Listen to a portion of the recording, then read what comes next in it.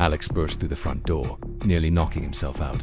He scrambled to his feet, his heart pounding in his chest. The bell above the door chimed, announcing his arrival. He hadn't meant to barge in like that, but years of horror movies had taught him better than to stick around when something was hunting him. He scanned the dusty interior, his eyes adjusting to the dim lighting. The store was empty. A lone figure emerged from behind a shelf, wiping his hands on a rag. Relief washed over Alex. "Hey, is everything okay?" "I heard a crash," the man asked, his voice gruff but kind.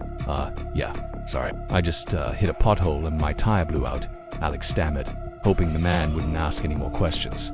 The old wood floor creaked under his feet as he approached the counter.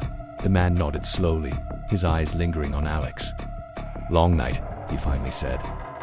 Alex forced a smile. "You have any idea how long it would take the cops to find me if I disappeared out here?" The man didn't answer, just stared at him with an unsettling intensity. Alex shifted uncomfortably. He could feel the man's gaze boring into him as though he were trying to see right through him. Finally, Alex said, "So, do you have a phone I could use?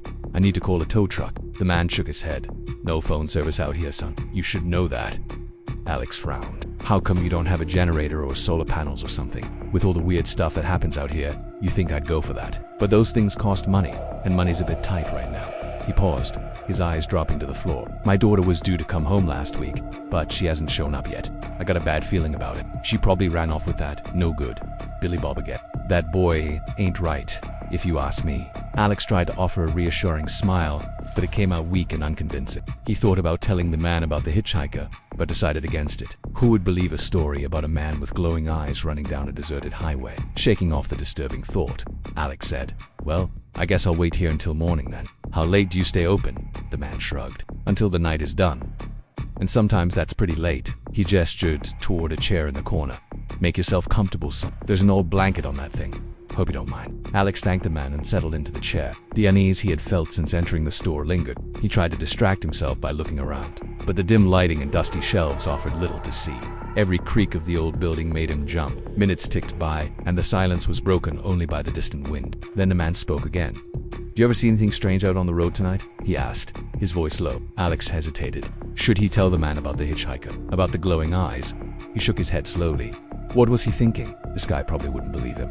And if he told him about the road, he might try to leave. And then who knows what might happen out there in the dark.